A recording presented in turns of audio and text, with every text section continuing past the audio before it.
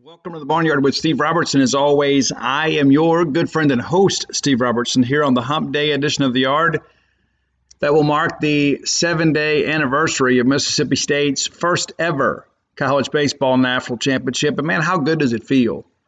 It's been so great in town, I'll be honest with you, man. Everybody here is a little more patient with each other. Everybody's a little more understanding.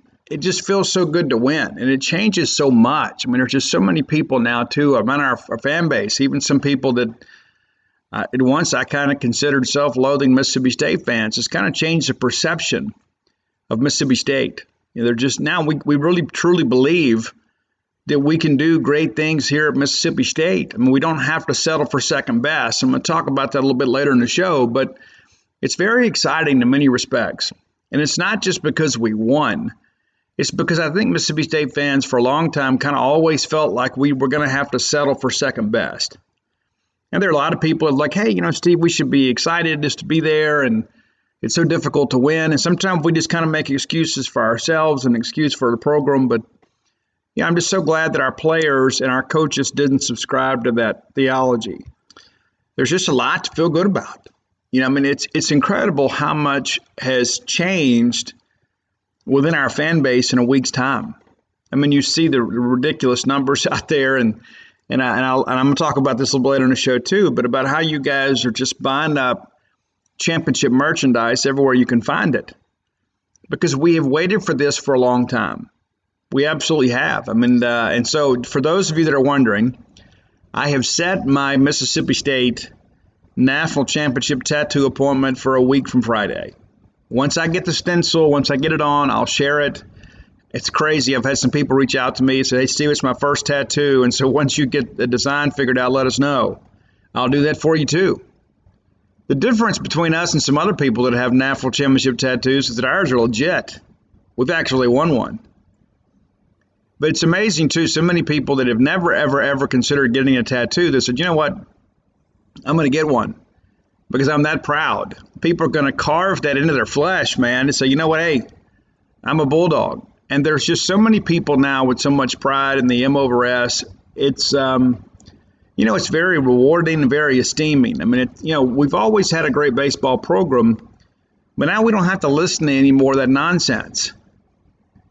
And as I shared on the last show, I think all of us, if we're honest with ourselves, we all kind of felt like, you know what, hey, we're coming out here and we're turning out, we're doing a great job, and we're buying tickets, and we're renewing season tickets, and we're, staffing the left field lounge with people to go out there and cook some hamburgers and hot dogs for us. And it's just remarkable the commitment that people have made both financially and emotionally into this program. And now we've got the ultimate reward to show for it. So yes, you deserve it. You absolutely do. And everywhere I go, people are always like, man, Steve, we did it. Steve, we did it. Hell State. I go through Strange Brew to get some coffee a couple days ago, and there's a guy in the drive-thru yelling at me. He's like, hey, Hell State, Steve. Hey, Hell State, brother.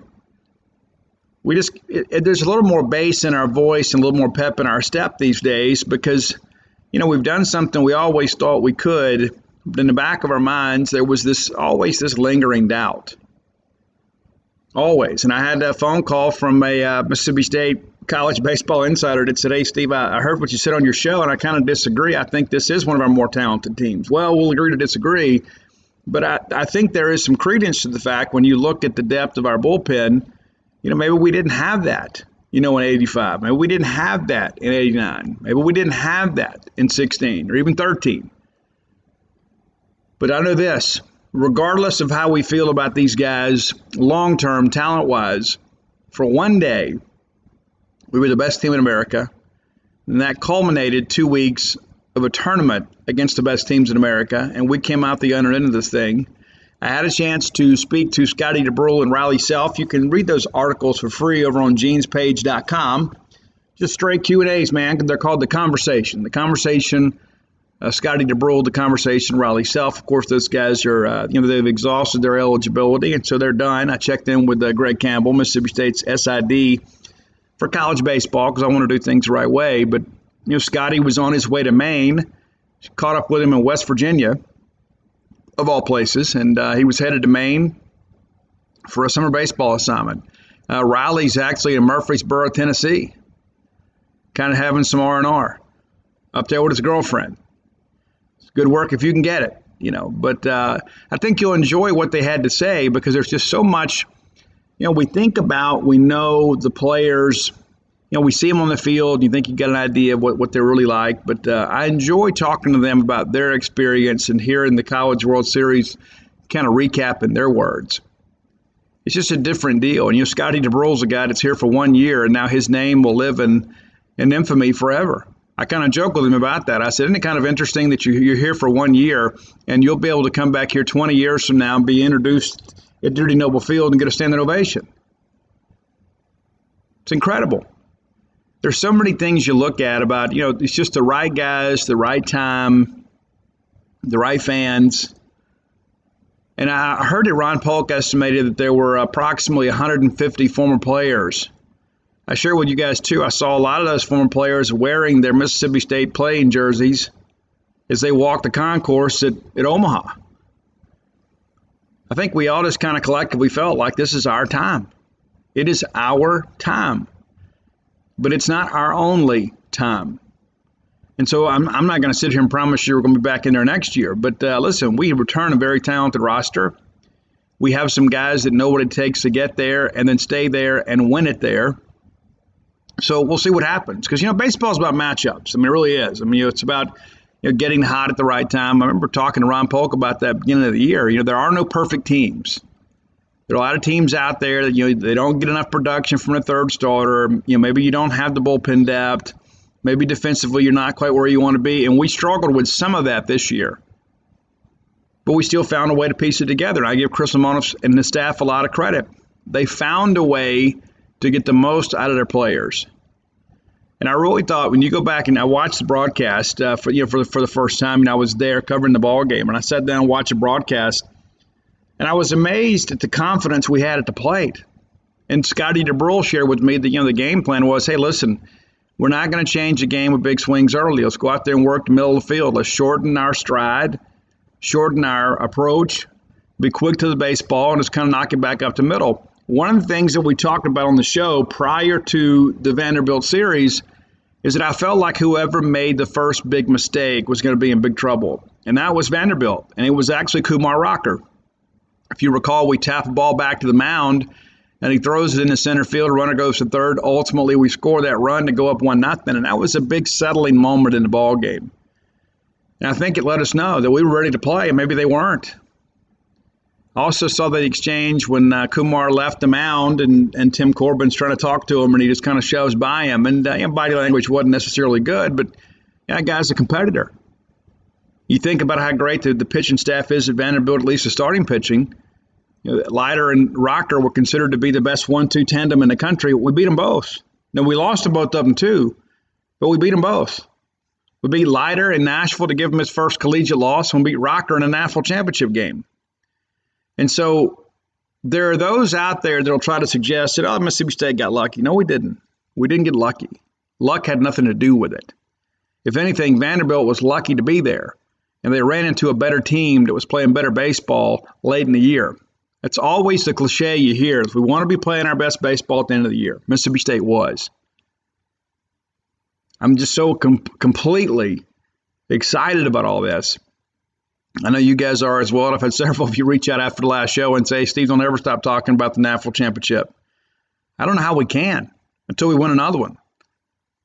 I share with you guys, too, I ran into a young man that was the former bat boy in 1961 under Coach Paul Gregory. And he goes, Steve, I'll die a happy man, but now that we got one, I want one more before I go. I think we all feel that way. I don't think we're going to have to wait 132 years for the next one, though. Jake Mangum said it himself in 19, very emotionally. Said, hey, Chris Lemonis, Coach Lemonis, you're going to bring the first national championship to Mississippi State baseball. And he did in the very next trip to Omaha.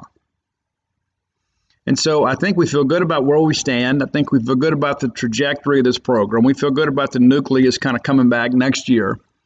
And I know that John Cohen's going to do what needs to be done financially to take care of the staff. I don't know if you guys know this. Jay Gautreaux was a guy that was mentioned in connection, of course, with a handful of jobs down the stretch. I really thought, that was one of the things that we handled really well. Because you don't want these things kind of getting out there and, Jake is a guy that obviously is very, very talented and has, a lot of respect around the college baseball community. It was, when Coach Schlossnagle took the job at A&M, he offered Jake Gautreaux a huge job there. Basically the same job with more money. Then there was discussions that Kirk Saarloos may not get the job at TCU to succeed Schlossnagle, and of course Gautreaux was in the mix there.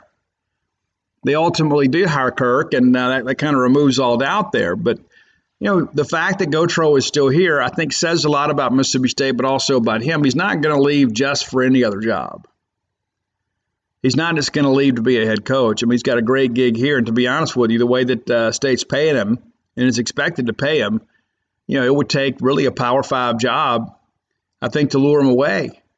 I don't think he's going to go take just some G5 job just to go be a head coach and fill out a lineup card and take a pay cut. It's a guy that's got kids.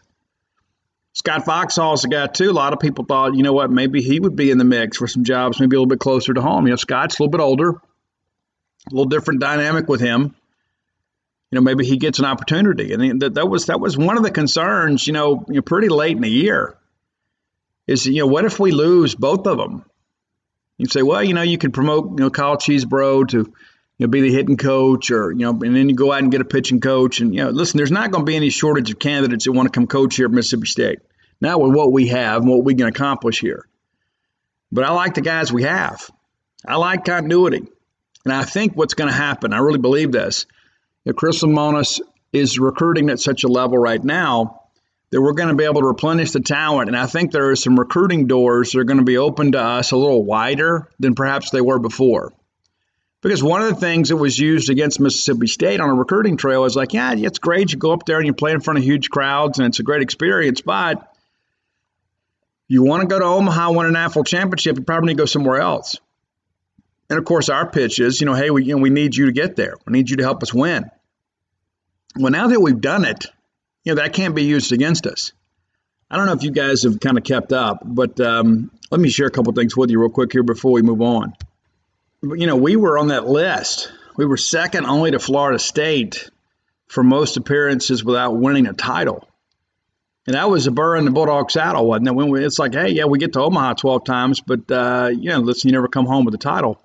That's a list we're no longer on.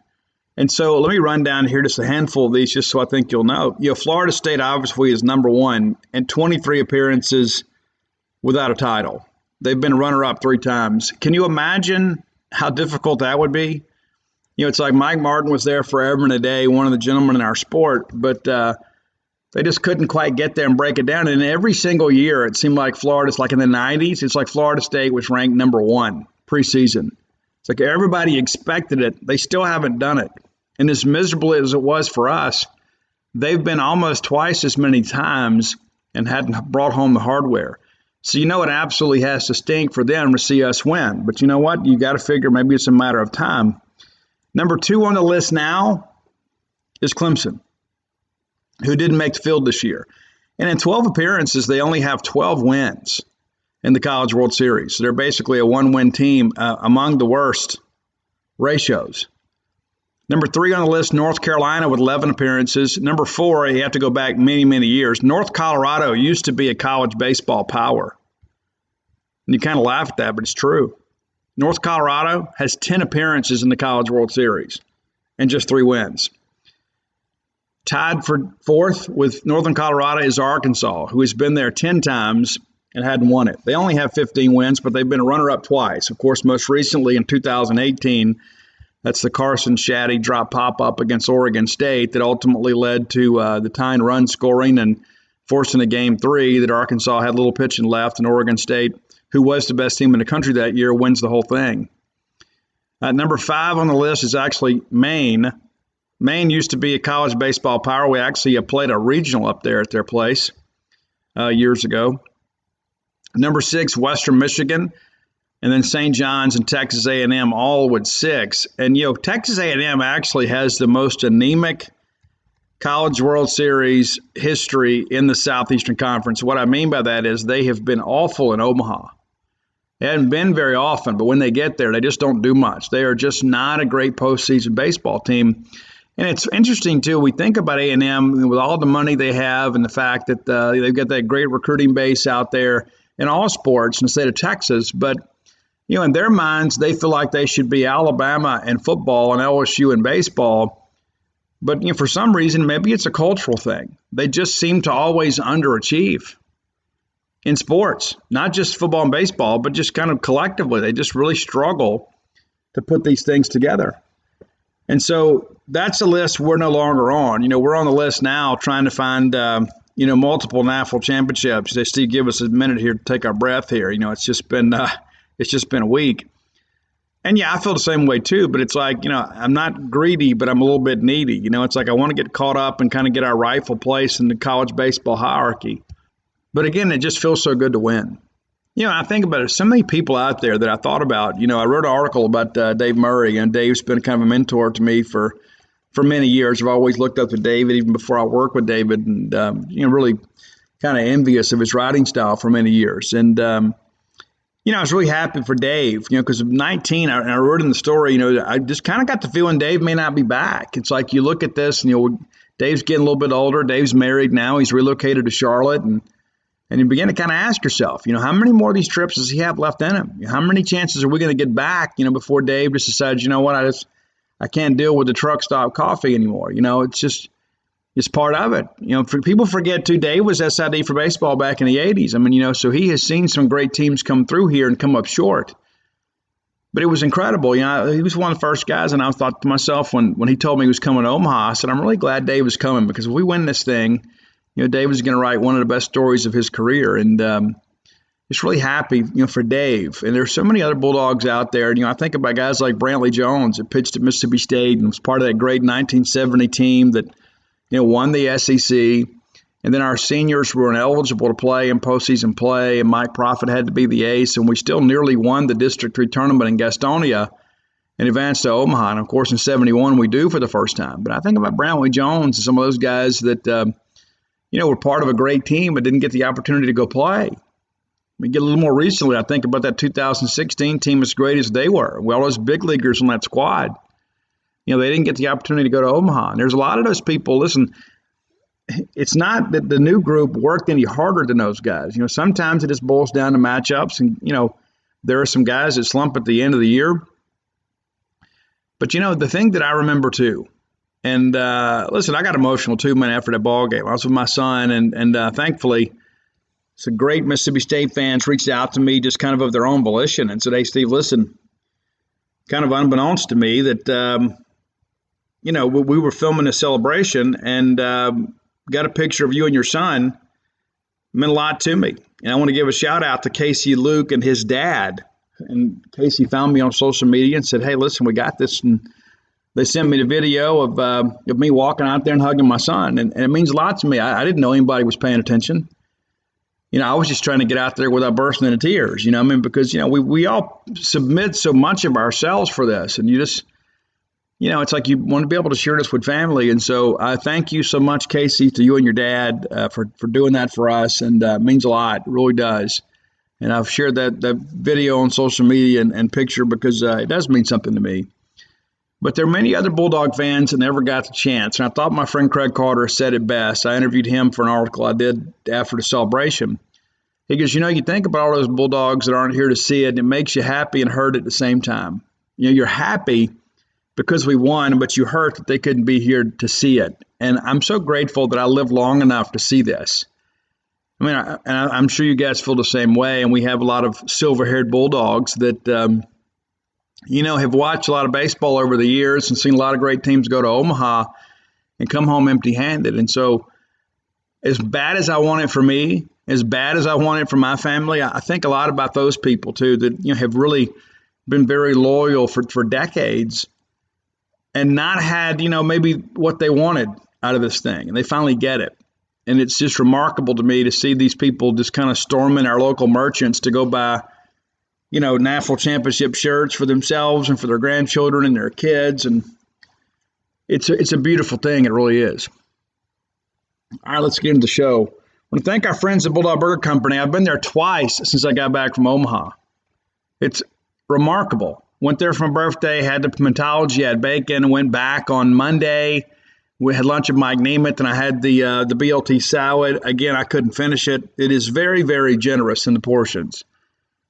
I got the fried chicken this time. I usually ask him to grill it for me, but listen, it is a great place, great food, great prices, great atmosphere, great service. And I've had some people recently message me and say, "Hey, Steve, we went for the first time for the celebration with my kids. We'll definitely be back."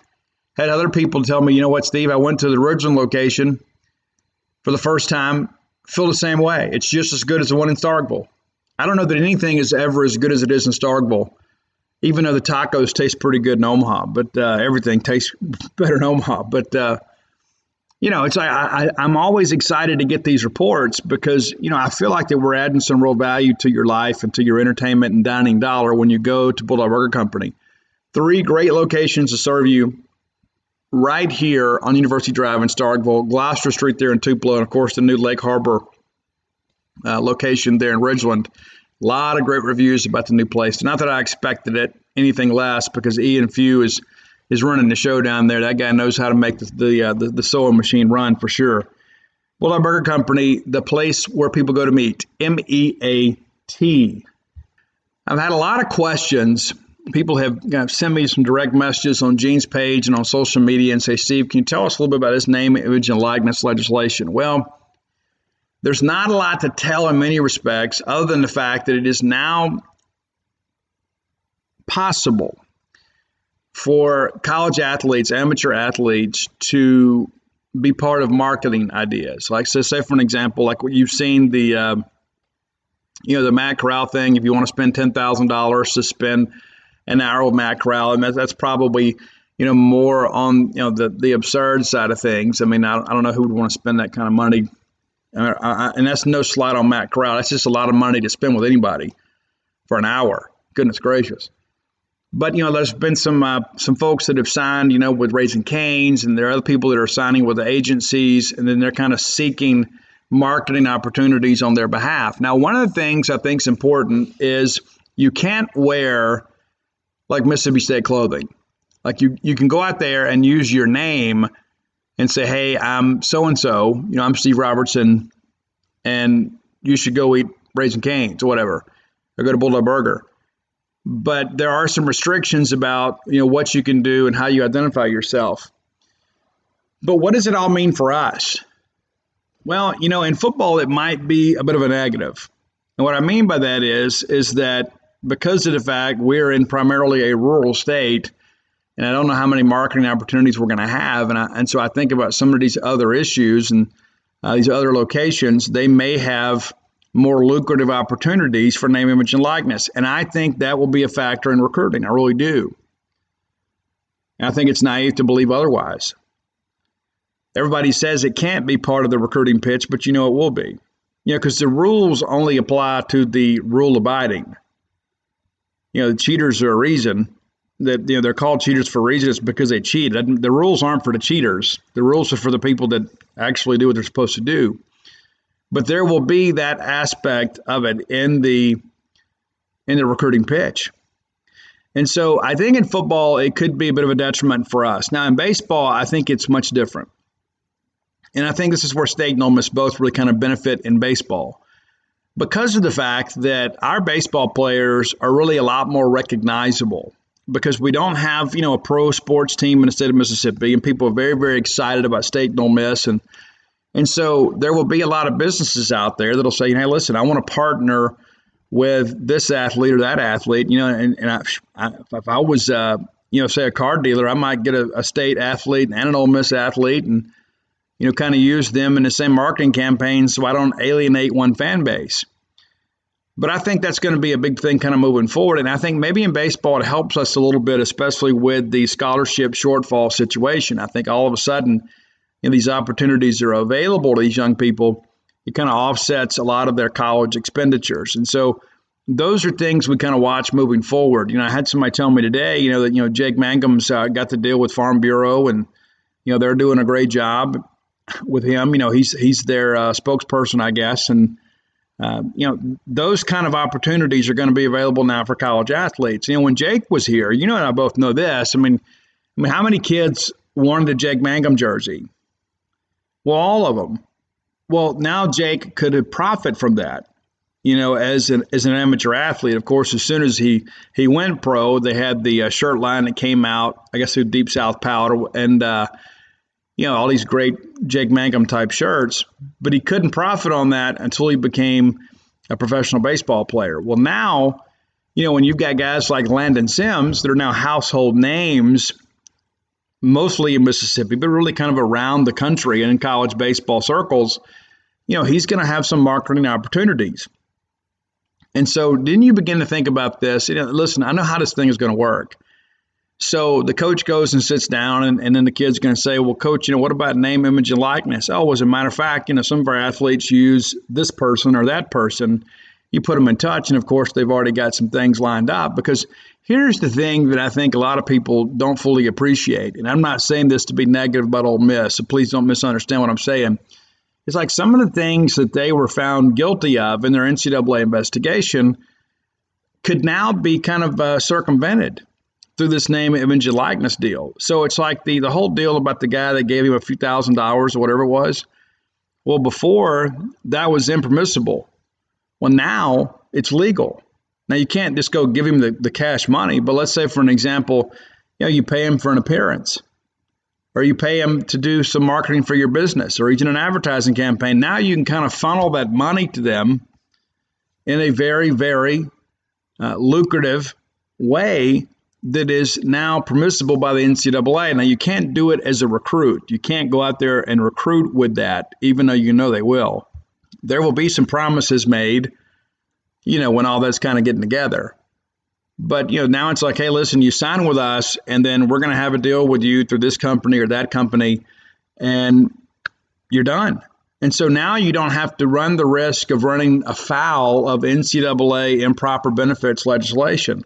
And in many respects, I think this is kind of opening up a Pandora's box, because it is going to be a bidding war, but now it's legal.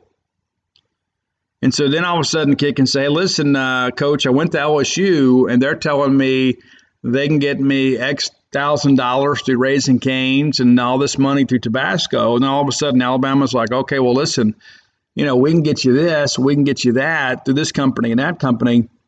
And so I think it could be something that could really change amateur athletics in a very negative way if it's not legislated properly. Now, the rest of that story is not all of your student athletes are going to be marketable. They're just not. Like you may have hometown hero, let's say, for an example, like Luke Hancock, who I think is more marketable than a lot of other athletes. Luke might be able to kind of pick up a deal, stumping for maybe a car dealership from Houston or something like that. But if you're, a major company in Mississippi, you want to partner with the most well-known people possible. So maybe you want to be with Landon Sims. And maybe you want to be, would say, Kellum Clark. And so it's not going to be a level playing field. And that's the thing that I guess is really concerning. It'd be one thing, it's like, okay, here's what we're going to do. We've got X number of dollars, and we're going to split that among everybody. Like in Major League Baseball, everybody signs that agreement where it kind of gives MLB permission to use their name, image, and likeness. And at the end of the year, all the athletes that are involved in that agreement split the money. Because your backup catcher on a softball team is not going to have a lot of marketing opportunities. And it's a partial scholarship sport, so they're still going to have to take out loans. So I don't know if it really benefits them. And I hate to use softball, but that's not a head counter sport. It's a partial scholarship sport, and there's just not going to be, as many opportunities for those athletes. That's the thing. I think that the way this has been billed to a lot of people is not really prepared them for that. It's like I remember Deion Sanders, who's been very vocal about it, said, hey, when this name, image, and likeness thing comes up, you guys are going to be able to profit off your image. But what if you don't have an image? And what I mean by that is, what if you don't have a brand? What if you're not a marketable player?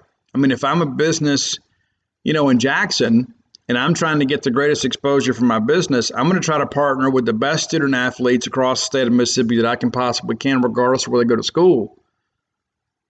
Do you think those kids at Delta State have a marketable brand? And listen, God bless those kids, man. Many of them are on scholarship and doing the best they can to get an education. And and change their family tree, but they don't have a marketable brand. And so the way that it's been billed to some student athletes is like, oh yeah, man, it's just going to be this windfall of money. You go ahead and get ready a year from now when you start hearing all these complaints about how unfair it is, because in many respects, it's not fair in the situation that everybody has the same opportunities, but such is life, right? I mean, do you think it's the same for all the guys in the MLB? It's not. Something that's the same for all the guys in the NFL. I mean, some people have these endorsement deals and it's brands you've never heard of, but it's just an opportunity for those people to go wear those brands and spend some ad money. And, there's agencies to line those things up, but it's not going to be equitable. And everybody needs to understand that right here and now. Dak Prescott would have made a fortune at Mississippi State just on jersey sales alone. Not to mention everybody that in the state of Mississippi that wanted to attract Mississippi State clientele would have used Dak as a spokesperson, would have gone out of their way. And so then all of a sudden Dak is in the situation where it's really kind of a buyer's market in many respects, because he can say, you know what, hey, I can do your deal, but I'm getting $5,000 from this company, your competitor. So it's something to really watch. And what happens to the left tackle that doesn't get anything, whereas maybe Dak is getting Chick-fil-A and they're getting, the fish fry back home. It's not going to be the same amount of money, and neither of them have the same brand.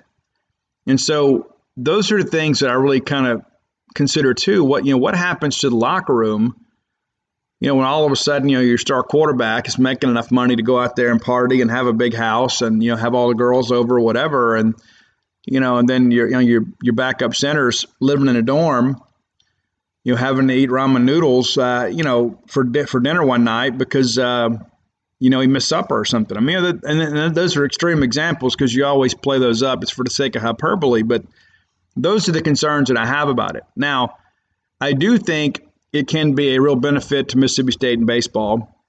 As I mentioned, I think State and Ole Miss both can benefit from that because of the fact that I think that you will have some ways to kind of, compensate athletes to prevent them from going into debt to play in baseball. Now, let's talk about the Vanderbilt thing for a second here too. Now you say, well, they're in Nashville, and so it's a major metropolitan area. They're going to have some opportunities, but 100% is 100%. And so I think that the recruits you're already losing to Vanderbilt, you're going to continue to lose them. But you might get one or two of them that maybe you weren't getting initially. Does that make sense? Because now we can say, well, Vanderbilt can offer 100% scholarship. We can say, you know what, we can't offer you 100% scholarship. However, there will be some opportunities that will allow you on the top of your stipend and on top of your scholarship for you to make some money through marketing that'll offset your college expenses. So in that respect, I think it kind of narrows the field a little bit. Now, Vanderbilt can always say, hey, yeah, we can give you 100% and you can make a little money here. But I just, if I'm in Nashville, I'm probably going to spend my advertising dollars on a Tennessee Titan or a Nashville Predator. You know what I'm saying? I just don't think, even though it's a major metropolitan city, I just don't think it really helps them as much as it does a place like, maybe Mississippi State, where college baseball is such a huge deal to a lot of people, and there's not a lot of other in-state athletic programs to really compete against. But this issue is not going away, and I do think the legislation will change a lot over the course of the next few years. Don't know what it's going to look like in the end. I do know that we have some very intelligent people on campus at Mississippi State that are kind of working through this. One of the things that I hear too is how do they communicate to the university when a student athlete has signed a deal? How does all that work? Who's the burden of proof on there? Those are the things you kind of wonder about too, is, how is this communicated? Because all of a sudden, if a kid shows up and all of a sudden they've got all this money and a new car and everything else, well, compliance is going to get involved and say, oh, well, there's a paper trail here because he signed a marketing deal with this company, and here's the pay stubs and everything else. So it's pretty easy to prove, but it could also kind of lead to a lot of work for your compliance staff. So there will be some safeguards that have to be put in play, because that's the thing you think about too is what's fair market value. because that's where things could get really hairy and say, hey, listen, it's worth it to us to invest. We're going to invest $10,000 in this student athlete, and they're going to be our spokesperson for the state of Mississippi and be in some ads and be on some billboards and things like that. And we think it's worth that to us. Well, there may be another company that could do the same thing for a lesser amount. And so how do you legislate it where it's equitable, but also, too, it prevents people from overpaying in an attempt to get a student athlete to maybe go to their school?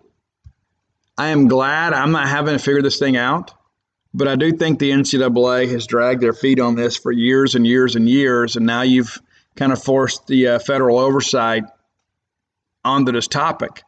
And anytime you get the government involved in things, and I'm not going to be at Rage Against the Machine right here, even though I love the band, when you get the government involved, things get a little more convoluted. It just does. And so the NCAA, I think, it did not do what they should have done. The NCAA kind of was asleep at the wheel for a while, hoping the issue would go away. It didn't, and now here it is, and now you're going to have federal oversight into this. And I really, listen, Mark Emmert and those guys, they may be good people at heart, but I guess because of the fact that I've always been a leader, I would never lean on the federal government. I would never in a million years go into a congressional hearing and say, hey, we need you guys to give us this. Listen, part of my mandate, if I was hired, to be the president of the NCAA, I would run the NCAA. I wouldn't just go to meetings and shake hands and that kind of stuff and do photo opportunities and then depend on the federal government to do my job. And so that's one of the reasons I think we need new leadership in the NCAA, because it's a lack of leadership that has kind of brought this thing into the situation that it's in. Their reluctance to make a meaningful change here has forced some other people to get involved that may not completely understand the amateur model. And that's not to say that student athletes shouldn't get more money. I have always been a proponent of that. But I think if we're going to do that, we need to make sure we take care of the partial scholarship sports first, because I've talked about that, very passionately on the show before.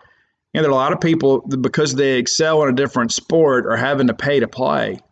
And let's say, for an example, you may have opportunities to play football and or baseball at two different schools. Well, unless you're a guy that's got means, or you're going to choose football because it's a full scholarship sport, even if you don't play, because you're going to graduate debt free. You go play baseball, it's not going to be a full grant unless you go to Vanderbilt. And so I think it's important to kind of understand the distinction. There has got to be some type of legislation to kind of balance this out. And if you haven't watched Matt Wyatt's documentary Uneven, I think he does a really good job kind of explaining a very complicated issue, because there are some Title IX considerations, and there's all this headcount stuff, and football is a big part of that. And let's just kind of put this out here. I mean, I would say outside of gymnastics, and then outside of some of the larger women's basketball programs, there's just not a lot of opportunities, for women to market themselves. I mean, if you ever watch one of those SEC gymnastics meets, I mean, it's a sellout just about every time. There's a lot of moms that bring their daughters, and they're aspiring gymnasts, and they love it, and they go and they spend money. But where are the marketing opportunities going to come from for women student athletes? And I think that's going to be another unintended consequence of this, is you're going to have some Title IX issues. They're going to pop up, and maybe it's not by design, but that is something that I think is very complicated. It's going to have to be addressed. And I'm just going to say it as I feel it, but there's not a lot of people that watch women's athletics.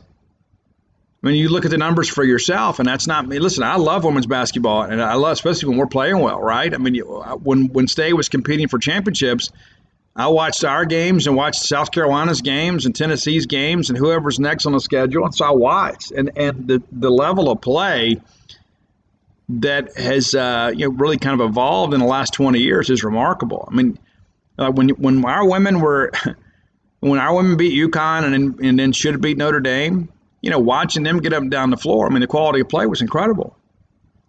And watching UConn, they're like a machine out there.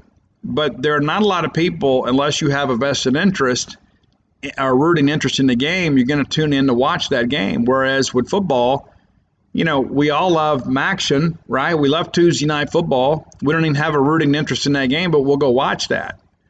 And so as a result of that, I think you have to look at, what is the greater good for college athletics. And so, a lot of people say, Steve, it is a capitalist society and the market kind of sets the cap there. And so you just kind of let it play out the way that it is. But I just don't think that the NCAA and then the Title IX lawyers are going to look at it the same way. I think they're going to eventually find a way to kind of provide some balance within the force to ensure that everybody's getting a little bit something. But that's not what's happening right now. I don't know if you saw Rakia Jackson signed with a marketing team, and she'll get some opportunities.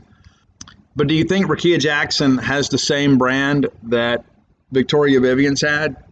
Or Tierra McCowan had, Morgan Williams had, Blair Schaefer.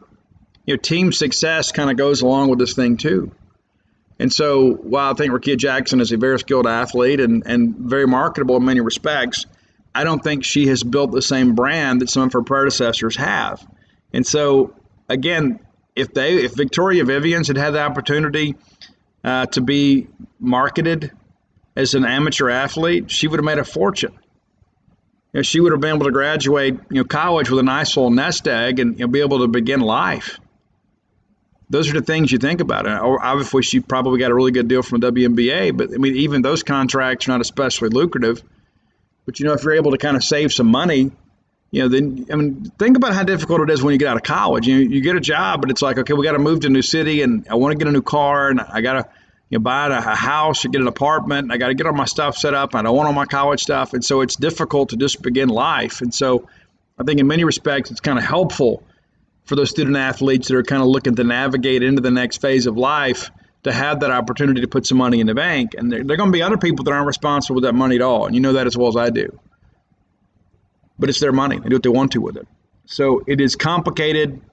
And it is something that will evolve over the course of the next few years. And what we have today won't be what we have 5 years from now as far as legislation and oversight of the name, image, and likeness, opportunities that are available to student athletes today. All right, let's jump into today's top 10 list, brought to you by JohnnyPacker.com. I heard from John earlier today, and if you hadn't done so, go visit JohnnyPacker.com. It's not just sunglasses right now. Okay, they have put some new swag on there just for you guys. And Johnny Packer said, hey, listen, we put some things on there because we're selling a lot of glasses, but some other people have some requests. So there is a tab now. It says shirts and gear.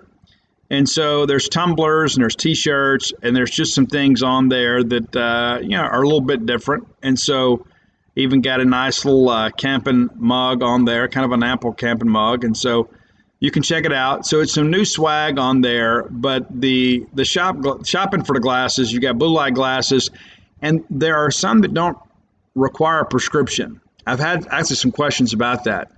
It's hey, Steve, I would like to have the blue light glasses, but I really just need them to read. Well, you know what? You can get +1 reading blue light glasses and +2 reading blue light glasses. A lot of good glasses on here. You need to check them out. The sunglasses on there are spectacular.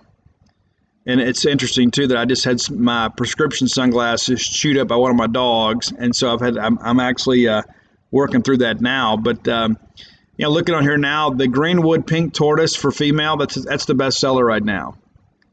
Bestseller. Hattiesburg, Dark Gunmetal, also one of the better sellers. Belzona and Holly Springs both show is sold out. But here's the deal.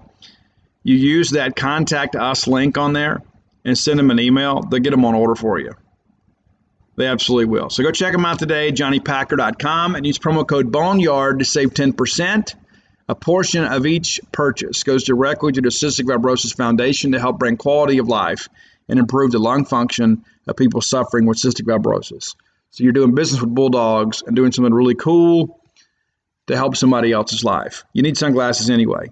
And I hate that I don't have mine. Oh, my gosh, I went outside the day and I thought the sun was on fire. And I guess technically it is. But you know exactly what I mean when if you're somebody that wears sunglasses regularly and you don't have them, it's a life changer. It really is. So top 10 list today, one of my favorite 80s bands. We did Bullet for My Valentine a couple days ago, and I had some people reach out. They're like, Steve, I'm so glad to know that you love Bullet. And I do. I do love Bullet, and I think there are other people that reached out and said, you know what, Steve, I didn't know much about this band, but you're right, these guys really rock. So this is a band from the 80s that was a band that John Bon Jovi himself discovered. And I actually got into a huge argument in Canton, Mississippi one time in the Magic Mark parking lot. If that tells you anything, that tells you how legit I am. And so about this band, because some people were being critical of this band. I love this band, and I felt the need to defend them. Now, as a mature adult, I wouldn't care. I don't care what you say. I like what I like, and I don't feel the need to go defend some band. If you want to be stupid, you can be. I won't stand in your way. But the band was Cinderella. Cinderella, not really doing much today. Tom Kiefer, the singer, has the Tom Kiefer Band, and there's a great track that he's got on that first album called Solid Ground that I absolutely love. A lot of people kind of mislabeled Cinderella, as kind of as a glam band because they were really kind of image conscious early on. But if you got in deeper into the catalog, the second and third albums, they were much different, and really more of a blues-based band. And that's really where Tom Kiefer's from as far as a musician. Does a great job with that 12-string, and I think one of the best covers of that decade was Cinderella's cover of Janis Joplin's Move Over. I think Tom was the perfect singer to sing that song. And so top 10 Cinderella songs, and that's not the fairy tale. That's not the cartoon. This is a band. The honorable mentions, and I could easily have made a case for many of these songs, but it's Hot and Bothered. That's off the Greatest Hits album. And then You Don't Like It? Well, I Don't Care. That's off Long Cold Winter. Push Push is off of Night Songs. Probably should have been a single. And then the title track off that debut album, Night Songs. Had these on cassette. I have them on DVD now and also downloaded to my phone. Listen to these guys regularly. I'm a big Tom Kiefer guy. And listen, that opening, the first band, and I guess they'll eventually get back and reunite, but there's some legal issues they've got to kind of work through with, I think it's Mercury Records. But Jeff LaBar on guitar, Eric Birdingham on bass, Fred Coury on drums, and then Tom Kiefer as the singer. I actually saw them play February 13th, 1987. They opened for Bon Jovi down in Biloxi. Many of you were there. Others will claim you were. But it was an incredible night, sold-out show, and that was at the height of Bon Jovi's fame. They were incredible. That was the Slippery When Wet tour, and Cinderella opened, and I really thought Cinderella actually outplayed Bon Jovi. I thought Cinderella was great. Not that Bon Jovi was bad. I just thought Cinderella rocked a lot harder. So here is your top 10. And so number 10, one of the last big singles from them before they went on hiatus. Tom Kiefer has had some throat issues and to work through some vocal paralysis and doing really well now. But number 10 is Shelter Me. And I remember that one of the lyrics on here that kind of stands out is about Tipper Gore. It says, Tipper led a war in the streets. She said she saw the devil on MTV. That was about the PMRC. And for those of you that don't know, I actually wrote a paper about that when I was in high school, the Parents Music Resource Center, where they wanted to put those black labels, explicit lyrics, and all that did was help record sales.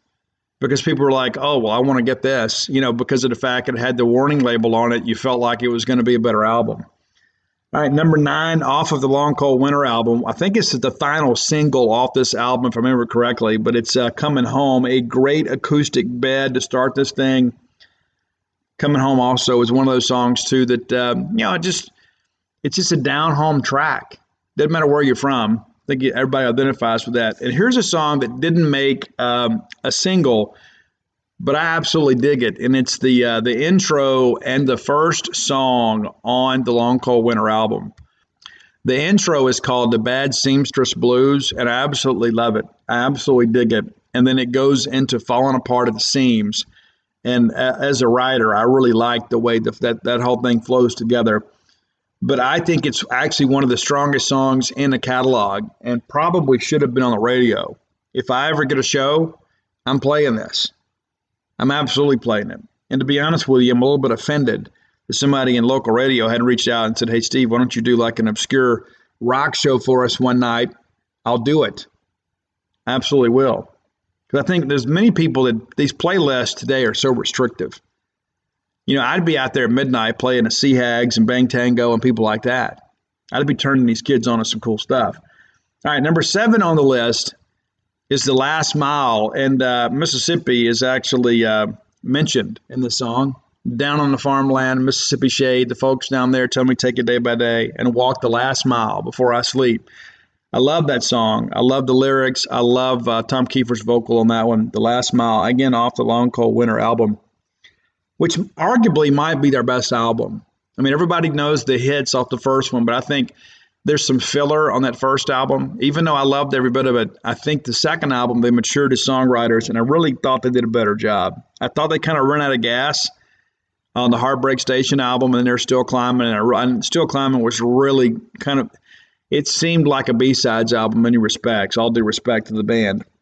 Number 6, going back to that first album, it's Somebody Saved Me. And I really think in many respects, because it was a performance-related video, I think this really helped them kind of be considered more of a real rock band and not just some corporate creation. Really like that track a lot.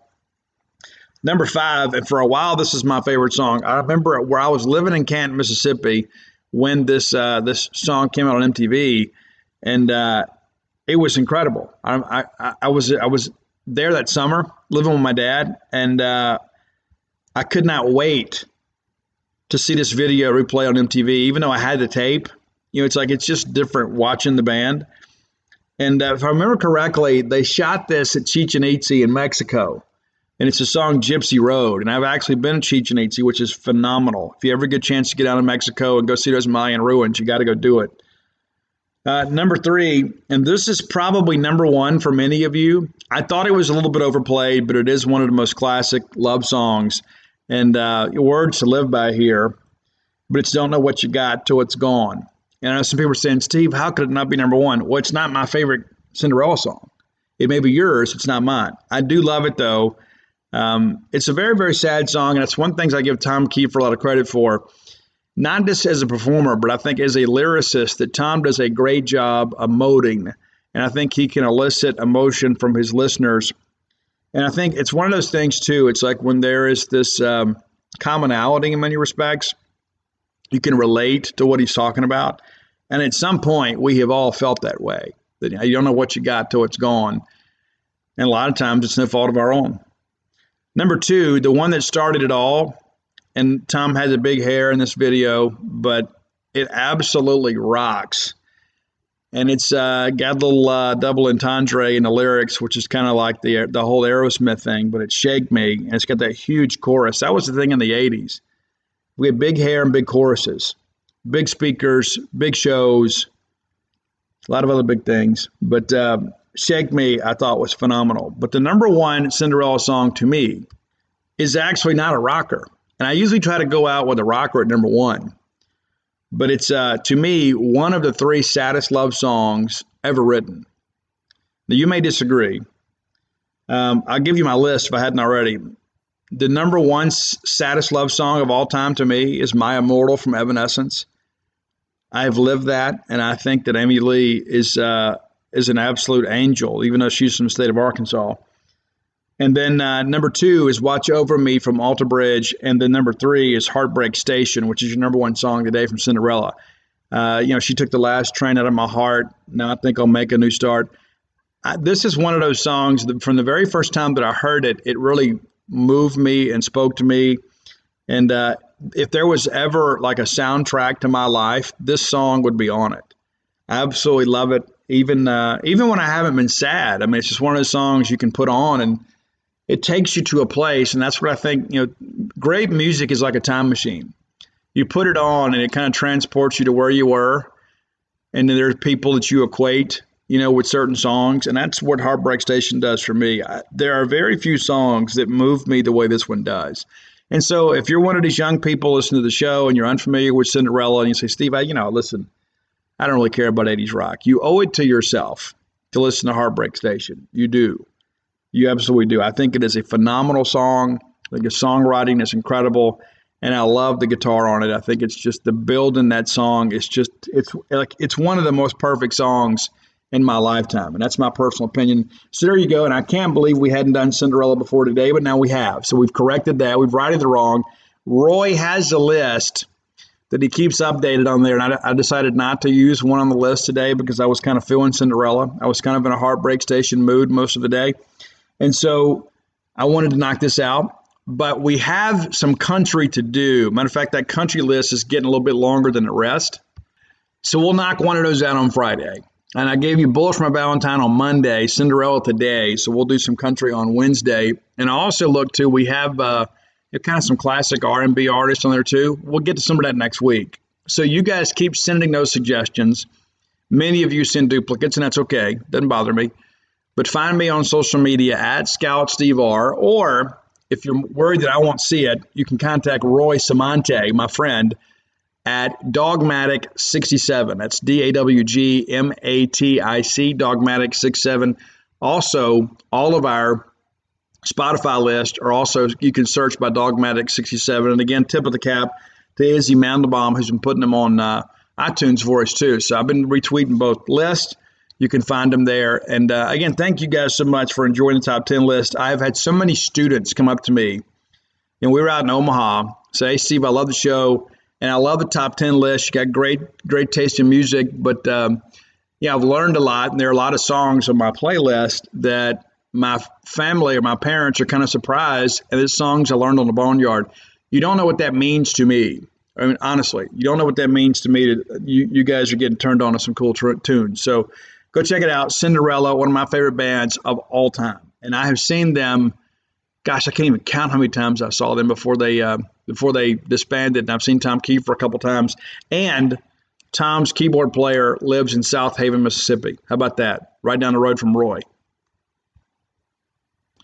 Next segment of the show is brought to you by a brand new sponsor who is a longtime friend of mine, Blair Chandler. You guys may be familiar with Blair.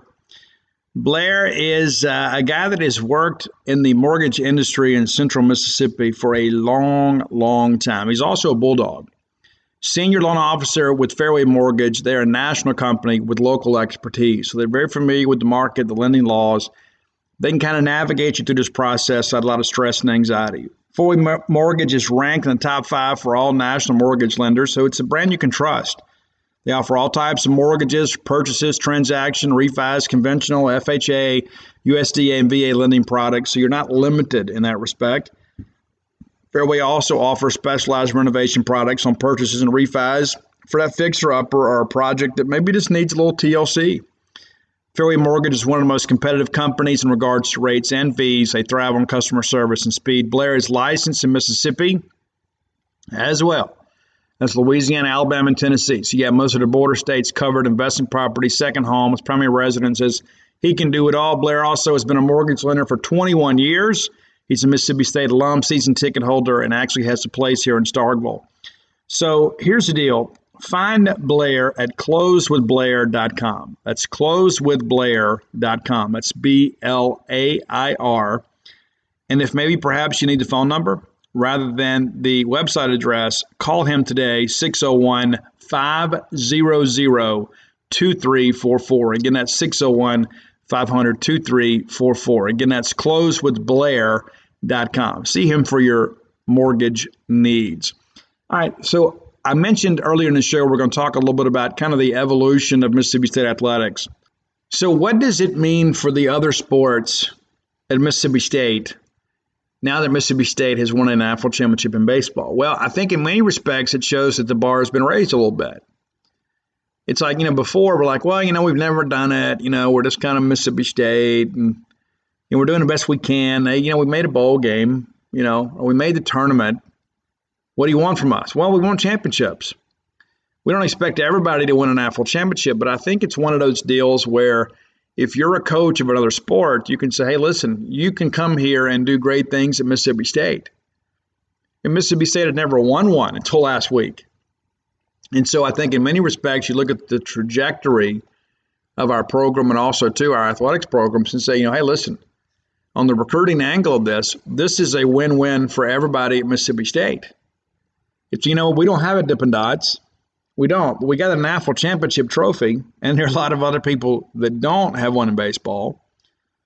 And if you're Samantha Ricketts, you can say, hey, listen, look at where we are. Look at the league in which we compete against. You can come here and compete at the highest level. And with the right group, we can go compete for a national championship. If you're Ben Howland, you don't think, say, listen, hey, look, we can do this thing too. Look at the guys that we're bringing in, guys that are going on and playing pro basketball. We can do it too. If you don't think Mike Leach believes that, you're kidding yourself. So I think in many respects that the baseball team is kind of paving the way to kind of help recruiting efforts in other sports. Because it's not as simple as, hey, Mississippi State's one of only a handful of Power 5 teams that's never won a national championship. We don't ever have to listen to that anymore. We only got the one. We ain't got to listen to that anymore. And I also think, too, there is this what about us mentality. There's a lot of people that say, you know what, hey, I walk around the same campus. I use a lot of the same facilities, live in the same residence halls, have the same classes with the same instructors. Those guys aren't any better than me. If they can do it, so can we. And that's the attitude that everybody should take. I think this is a big thing for Mike Leach. Because Mike Leach is a guy, too, that came in last year and really embraced our history and, Mississippi's heritage and college football. And we had the big video when the guys came in and, we showed them all the great guys in the state of Mississippi that had gone on to do great things, whether they came to Mississippi State or not. And also the importance of, trying to get those guys all to go to Mississippi State. And so I think in many ways, Mike Leach, and not just because of the fact that he's a highly intelligent guy, but it's just a guy that's won pretty big already. And he can say, you know what, if they can do it, so can we. And sometimes you just need some evidence. It's one of those things, it was kind of, prevalent within our fan base is like, I think many of us kind of embraced the fact that we were kind of an also-ran. It's like, well, yeah, they did some great things, and I got my College World Series shirt, but I never really expected them to win it. And then we do. We kind of surprised ourselves a little bit. I don't really see it as Mississippi State finally getting the title. I see it as Mississippi State, kind of finally getting, back to their rightful place. And I think it changes the perception of what's possible at Mississippi State. Because for many years, it kind of let everybody off the hook, right? You can say, well, look at the money they're spending on baseball. They're spending all this money on baseball, and they're hiring coaches and building this great stadium. And even with that, having the best facilities in the country, they couldn't do it. And so now that we have, you kind of remove that excuse. And I think that's an important part of it. It's only impossible until somebody does it, right? It's like it used to be with the 5-minute mile. Everybody thought that was impossible until somebody did it. And once the first person does it, it's like in pretty quick succession, somebody follows behind them. It's like, well, now that we know that it's possible, let's just train a little bit harder. And I think that's what you want to see from your Mississippi State athletics right now is like, now that baseball has kind of shown them that, hey, you know what, you can go out there and compete at a high level and win. And you look at the women's basketball program, we should have a national championship in women's basketball. And there was a stretch there we all thought, you know what, they would be baseball. Vic Schaefer and them a layup away from being national champions. And begin to kind of think about that in hindsight now. We played for a national championship in baseball in 2013. Then we played back-to-back years in women's basketball. And then we just done it again in baseball. So since 2013, we have played for a national championship 4 times. And so it wasn't just a matter of, hey, Vic Schaefer was the right coach at the right time. And I have a tremendous amount of respect for Vic. I know many of you are very bitter about him leaving, but that's okay. We had a great time together while he was here. Won a lot of basketball games for us. He made us care about a sport that we really just kind of, ignored for many, many years. Really brought in and built a brand up here. But I think you look at it now and say Mississippi State is a place you can go and compete at an extremely high level and do some amazing things. It's not just, hey, you're going to go there and play in the SEC. No. You can go win an SEC championship. You can win an SEC tournament championship, and now we know you can win a national championship. And then you get your college degree, and then you really have an opportunity to go play professional sports. And so I think this is the best thing that's happened, not just to baseball, but for athletics as a whole at Mississippi State. That was the thing that I always heard. And listen, like in the Dan Mullen administration was here. Listen, I'm very, very, very grateful to Dan. I mean, 100%. Dan took us some places we'd never been before. It costs us a lot of money to get there. Maybe that's what we have to do. Maybe we have to overpay for a football coach here at Mississippi State. And maybe that's what we're doing with Mike Leach, but we do what we got to do, right? But one of the things that I heard a lot is, well, we don't have a mall here. And so it's difficult for us to get guys to come here. We know a lot of the guys that we're recruiting, there's not a mall where they live either. So they don't know what they're missing. Making that drive to Tupelo or whatever to go over there to see that, they're already making that trip. They're already familiar with that. Oh, well, Steve, we don't have a Sbarro in the food court. You know what? Okay, cool. We got some other great places that you can get pizza around here too. And so I think a lot of times too, we kind of make excuses for our recruiting failures. Because Vic Schaefer didn't have trouble getting big time players here. John Cohen, Andy Cannizaro, Chris Lamonis haven't had a tough time getting big time players here. Ron Paul did it routinely when he was here. And I think too, you look at how the level we're recruiting now, it's like you look at it and say, you know what, Mike Leach is doing it.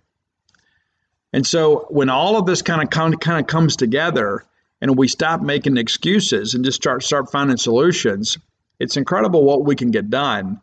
And then now you have this whole, championship mentality, but also too, I think where you guys kind of come in is all of you guys that went to Omaha and all you guys and gals that are buying out shirts all over the state.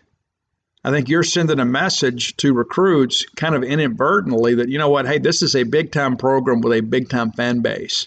And that's something that I might want to be a part of. And so be proud of that. Wear the shirts with pride. Obviously don't do anything you're not supposed to. But, I think there is a different level of pride and inclusion in this fan base right now. There are a lot of people in the past. It's like, well, yeah, I'm a Mississippi State fan, but I'm not going to wear the shirt. I'm not going to do that. If people are rushing out to buy the M over S stuff and really anything they can get their hands on Mississippi State related. And so as a university and as an athletics program, we have to really capitalize on that. We have to use the momentum that we have right now as a brand to really recruit some athletes perhaps that maybe weren't considering us before. But everything is affected in a very positive way. Everything. Our feelings about ourselves, as a fan base, our goals as a fan base, and our expectations as a fan base. I mean, it's like, I've read the message board argument for years. It's like, well, I don't accept mediocrity. Well, I don't know what you do in your personal life, but, it's real easy to have expectations of people that you have no authority over. But I think now it's like, now that we know what we can do, we don't have to be so bitter about things because we've done it. It's like there were many of us that said, we can do it, but for some reason we haven't done it. And now you almost feel somewhat esteemed by the fact we have. You say, I was right. We could do it at Mississippi State, and we can do it again. And I don't think it has to be limited to baseball. I just think baseball is kind of the forerunner for everybody. And yeah, we've made an incredible commitment to baseball. I'm not excusing that at any stretch of the imagination. And I know it's a lot more difficult to do it in football. It is. Probably not quite as difficult to do it in basketball, but you've got to get some big recruiting wins out there. And maybe that's part of this name, image, and likeness thing too. Maybe that helps us. I don't know. You don't have as many players to go out and recruit. And as you know, in men's basketball, really one recruiting class can really change the trajectory of a program. Maybe the transfer portal is something that can help us with that too, as it has this year. Same thing with women's basketball. And you get one recruiting class that's really stellar, and they grow up together. And you can kind of add pieces along the way. And so I feel good. I do.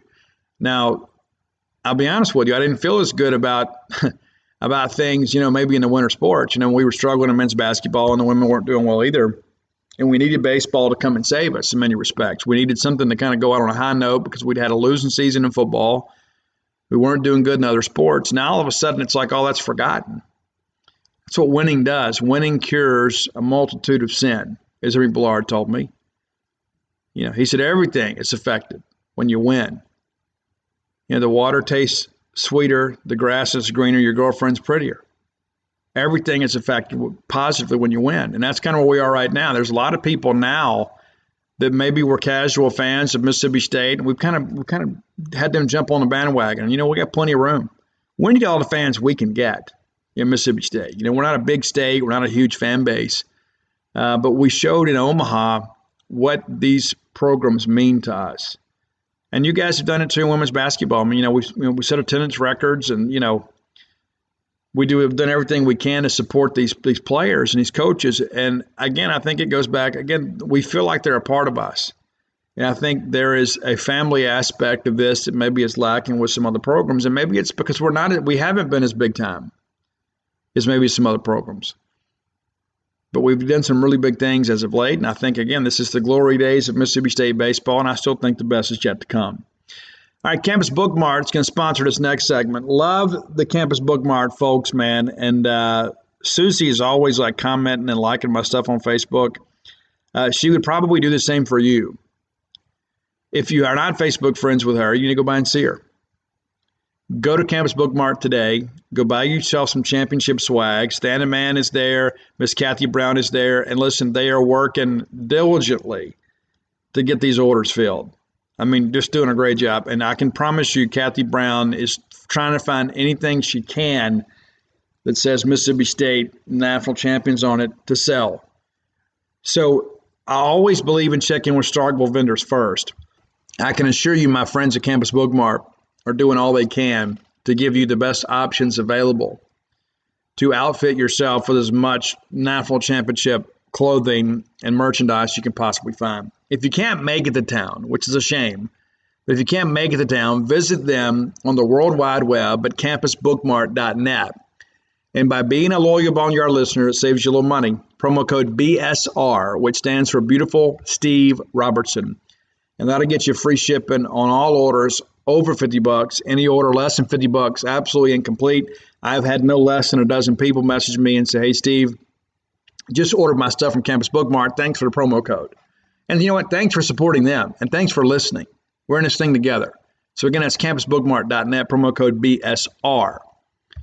Now, this is not part of the ad, but at the same time, too, I think it probably should be.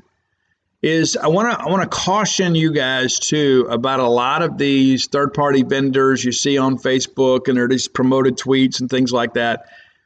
Listen, if it is not a brand and there are a lot of them out there, of course, Hell State itself is kind of marketing some of their clothing, and they've used some other vendors to kind of fund that stuff. That's all legitimate. It is. But there are a lot of them out there, they're like doing these Photoshop pictures, and they have these really crappy T-shirt designs, and they have like Tanner Allen's face and Chris Lemonis.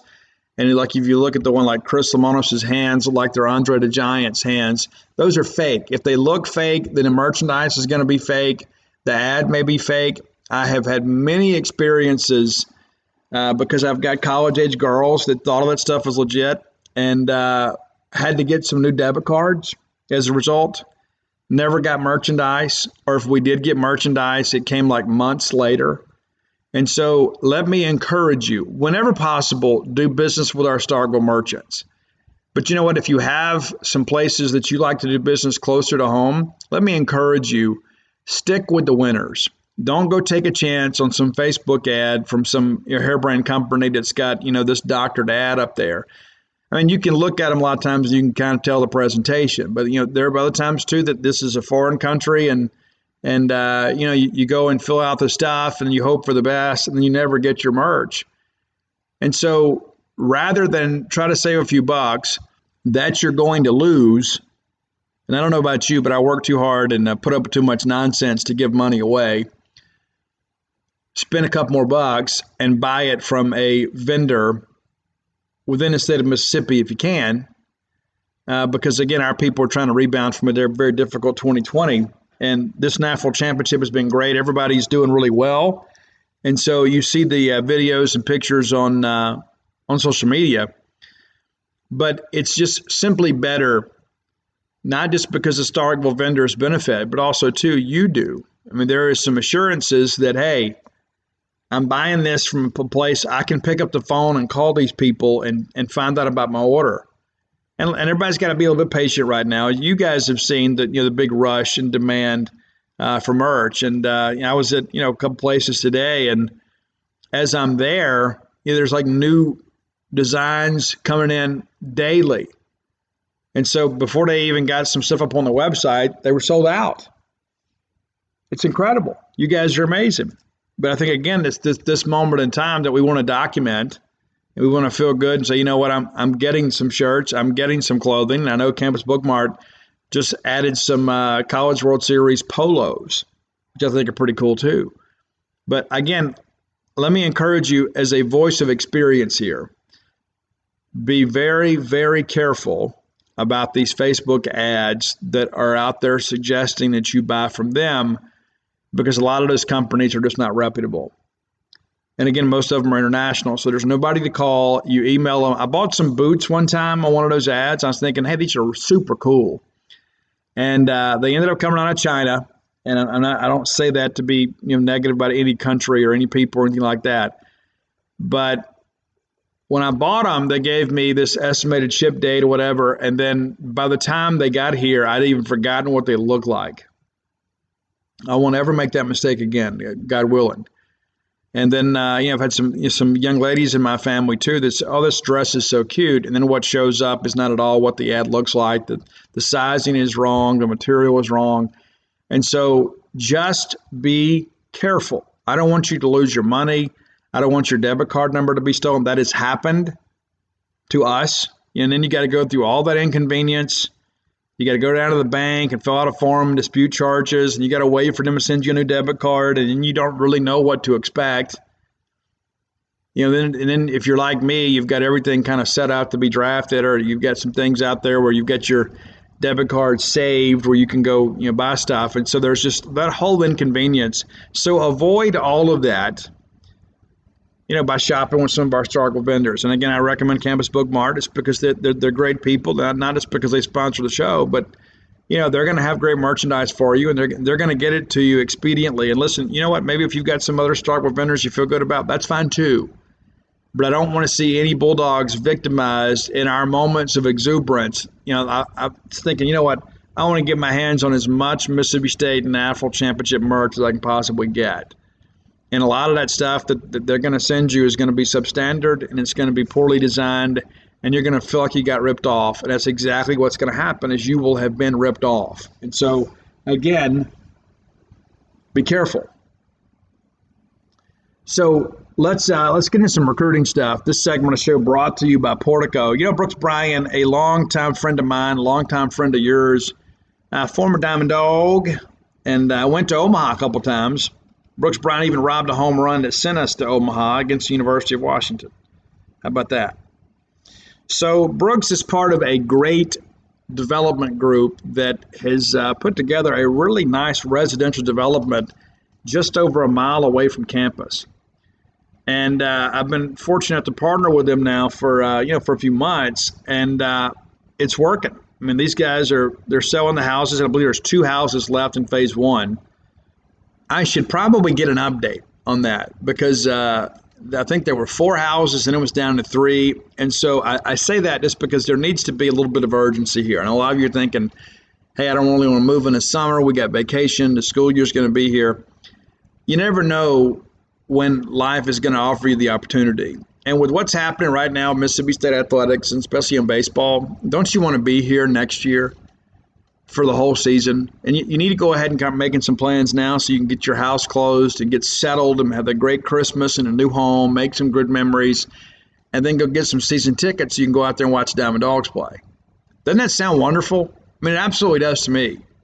Move to Starkville, be able to go to all of your favorite restaurants, and we still eat there. It's like, sometimes you think, well, it's just a treat when I come to town. No, it's still a treat when you live here too. The people are great. The food's great. The university's great.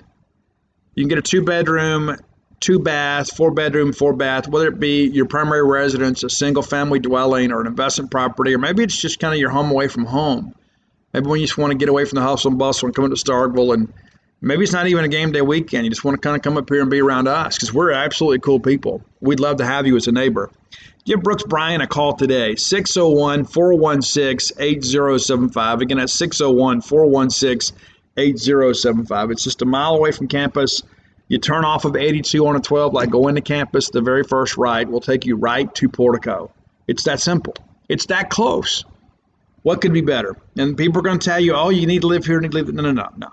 Portico is the way to go. If I was moving to Starkville now, that's where I would go, because I would want to be that close to campus. And you're on the right side of campus. You know what I'm saying? It's like you're not over there where all the hustle and bustle is, and there's all that business traffic on the other side of campus. You're on the back side of campus, and so your pathway to get there is so much easier to navigate. It's the easiest thing in the world. Portico, make it your next move. All right, let's talk a little football recruiting here. Since we have been together, Mississippi State has picked up a new football commitment. You might be familiar with that. Happened, this evening. I guess, what is this? It's Wednesday morning now. Happened Tuesday. It's DeCarlos Nicholson. Not unexpected. I give Paul Jones some credit. Once things kind of got rolling with his recruitment, Paul said, yeah, this guy's going to be a Bulldog. And he is. Didn't take him long. The offer hadn't been in hand for very long, but now he is a Bulldog and a junior college corner. And when you think about what we may be losing this year, Martin Emerson will have the opportunity to go pro. And so I think there is a real chance that that's going to happen. We expect Emmanuel Forbes to be back. Matter of fact, I saw Emmanuel Forbes Friday night. He was out celebrating with your baseball team. But DeCarlos Nicholson is originally out of Petal, Mississippi, and attends Mississippi Gulf Coast Community College. He is unranked at this point, but he is a guy we expect to garner a decent ranking. We'll see. I haven't watched his film yet, and I owe you guys a couple scouting reports over on Gene's page. We got to do a Cam East thing, and we got to do a DeCarlos Nicholson, and I will probably get to those tomorrow. But this is a guy. Let me run down this offer sheet for you here, just so you guys know. I know some of you, it's not about who we get; it's who we beat to get him. So he has offers from Arkansas State, Baylor, Louisiana, Lafayette, Louisiana Tech, Ole Miss, Southern Miss, and Memphis has shown some pretty serious interest in him. And he picks Mississippi State. 6'3", 200 pounds, a long, lengthy corner, and that appears to be what Darcel McBath is looking for. And maybe he's kind of recruiting in his own image, but we're getting these guys with length, and it makes it more difficult to throw over them. They're guys that can squat on routes, but obviously too get their hands up when somebody wants to throw the fade, and it seems like today everybody wants to throw the dadgum fade.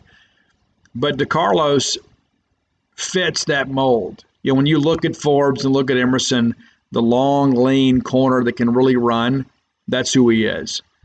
And just running through here a couple things that Nicholson was just on campus here recently, and so he's a guy obviously that feels really good about what he saw there. And he says in the end that it came down to State, Baylor, and UL Lafayette. And he said the Union State kind of turned up the heat, and he really wanted to play in the SEC. So I don't know, how much interest Terrell Buckley and Ole Miss had here as of late, but he was a guy that we targeted pretty early, and he comes to camp and kind of verifies our evaluation of him. And so then you go through the offer at him and you get going. And, we're going to take him as a corner. We feel good about him there. And again, he is one of those guys, too, when I look at this and I begin to think, we have had some difficulties recruiting defensive backs until this year. We had some struggles last year, but it seems like this year we're in pretty good shape. So that's a newcomer. And, one of the people always ask me, Steve, who is the guy you're most worried about to decommit or flip into the program? And I'll be honest with you, it's Kylan Griffin. I worry about him a little bit because I think his offer sheet is going to continue to grow. Recently picked up Tennessee, really good-looking safety prospect out of Montgomery, Alabama, but currently rated an 85. I expect that to change. If you look at his film, you can probably agree with me. He is a little bit undervalued as a prospect, but this is a guy that 6'1", 180, that his best football is ahead of him. Got a ton of offers, Pitt State over Florida State, many others. Tennessee is a relatively newer offer. And so he's kind of getting to know those guys. Auburn is the one that I've always worried about.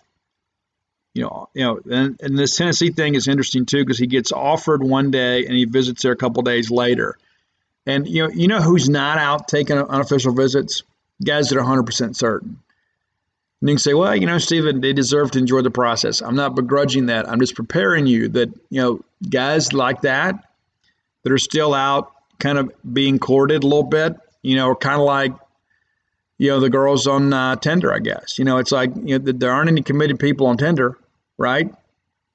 And so the reason they take these trips is not just to go get their picture made in front of a stadium, that there's still some interest. It may not be a major interest, but they're still looking at this and saying, hey, maybe I'm not 100% sold on what I've got, and maybe I'm kind of keeping that in my back pocket while I go through this recruiting process. That's not to say Mississippi State's not doing a great job recruiting him, making him feel like a priority, but he is the guy that I'm really watching, especially this summer. I think if we navigate the summer, we're probably okay, because he's out kind of seeing some schools and going to some camps and getting to know some coaches. And so Auburn has kind of always been the one, because of its proximity to home, that I've worried about a little bit. But, listen, we're going to be able to get defensive backs. Last year was kind of an anomaly. I want to share with you another thing, too. Jacarius Clayton, we've talked about him a little bit. I like him as a player. I don't like him as much as some other people do.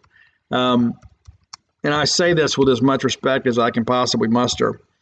There are a lot of people, they love who they think we're going to get. Does that make sense? It's like, oh, well, if State's going to get him, we got to be in great shape. That's not, listen, State hadn't always taken the best guys, right? That's just kind of how it is. And that's not to be critical of any player or any coach. There are sometimes we take a guy hoping they develop, and then they don't.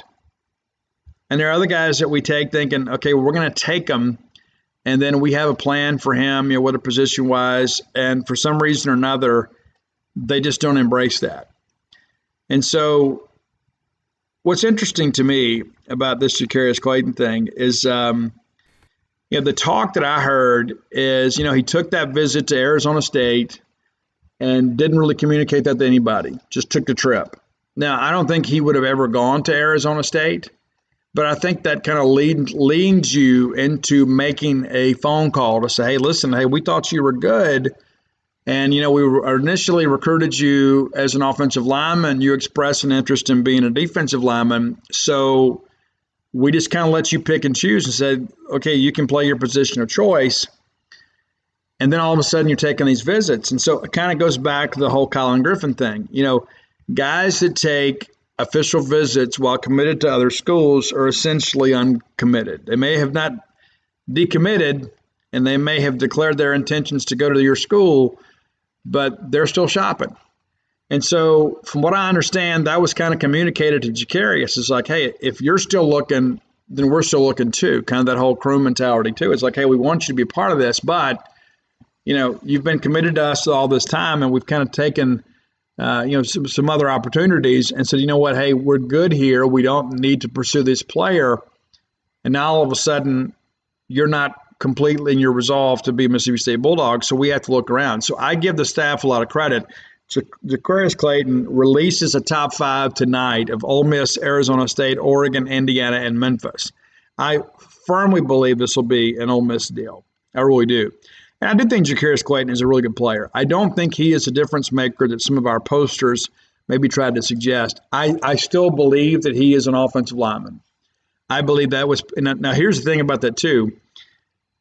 If he doesn't embrace that, then it's not going to work, right? So it's like he projects more as an offensive lineman. I don't think he is quick twitch enough to play on the defensive line. I just don't. I think he is probably an offensive guard at the next level, maybe a right tackle in some schemes, but he's not going to be at Mississippi State. Mississippi State has moved on. Jacarius has moved on. We wish him the best. And he's right up the road in Tupelo, and I had a chance to see him play last year, and I've met him. Really nice kid, too. And so, again, these things happen. These things happen sometimes in recruiting. It's like, you know what, hey, Coach, last year I didn't get out to go to any camps because of the quarantine, and, I just feel like that I owe it to myself to get out and go visit some schools, and that's cool. But, again, here's what happens. He's committed to Mississippi State, and all of a sudden he takes an official visit. Now he's not committed to Mississippi State. And that's not necessarily all of his doing. But when you see those guys out and about, it's one thing to go to a team 7-on-7 camp, you're going with your team, trying to get better and go out and compete, and you're on a college campus. I think that's going to happen all around the country. But you know what? When you get on an airplane and you on their expense and you go out there and take a trip, there's some cause for caution. So Mississippi State, I told you guys, we were really rolling for a while, and we're now, because of the big July 4th glut of recruiting, and I don't know when July 4th became such a big day to announce your commitment, but that happened, and there were a ton of commitments, and that has pushed Mississippi State actually out of the top 20. We're 21st in the country. Now, what I expect to happen is Mississippi State to end up in the top 20. I think we'll be probably 18, 19, maybe 17. But, losing Xavier Harris to Ole Miss is a big blow to that prospect, too. That's a guy that we really think a lot of, and I don't think that recruitment's over by any stretch of the imagination. But, it's interesting. State wins a national championship, and all of a sudden Ole Miss has to go out and get a football kid to commit. It's like, I don't understand why anybody would think that was even comparable, but whatever. But, yeah, Mississippi State's going to be a good class. We're doing a good job recruiting. But the strength of this class has got to come on the defensive line. We've got to get out there and get some war daddies up front, and we need to kind of replenish what we have. Again, I'm excited about the class. I'm excited to get into these July camps, and I've kind of enjoyed having a little downtime, too, even though I've written a lot. I've got a lot of meetings this week, too, but I've enjoyed kind of transitioning back into home and kind of looking forward to getting out there and watching some of these guys compete in these camps. And before you know it, man, it's going to be football season. And that's one of the better things, too, about having that elongated baseball year is that football season's here before you know it. It's already July 7th. I mean, it's like, baseball started in February 15th, and we got done last Wednesday. And so it's like all of a sudden you look around and say, okay, I'm just kind of getting caught up doing my honey-do list stuff. And, we're going to be having SEC Media Days here pretty quick. And we're going to have the opening of fall camp. I mean, before you know it, we're going to be writing practice reports and doing press conferences with Mike Leach. It's great. I don't enjoy the dog days of summer. I really don't. I don't enjoy, baseball ends in May like it does in some other programs, and then football doesn't start till September. It's like, man, it seems like the summer months take forever. Not that I don't enjoy summer, but I enjoy college athletics a little bit more. Listen, it's going to do it for today. Listen, if you hadn't done so, go to alphadogsbook.com. You get personalized copies of Flim Flam, Alpha Dogs, and Stark Villains. I want to thank you guys again that Blooms of Oleander back on the bestseller list again. I think it came out June 7th. It's been on the bestseller list every week it's been eligible. Thank you for that. You can find that at your local bookstore. They can order it for you. If you're in Starkville, you can go to Book Martin Cafe and downtown and get signed copies today. They're already done. If you want them personalized, you call them, and I'm happy to do it for you. But also, too, you can find it if you don't care about my signature, and that's cool, too. You can go to Amazon, booksamillion.com, or Barnes & Noble and order Blooms of Oleander through them. It's also available as an ebook on Kindle and Nook. And if you're looking for Stark Villains gear, and you darn well should be, go to starkvillains.com and get your Stark Villains t-shirt. And again, thanks so much to the camp girls that have worn them at Duty Noble Field all year long. Thank you guys so much. Until next time, let's all live our lives in a way we'll make more friends than enemies, and people can see a difference in the way we live.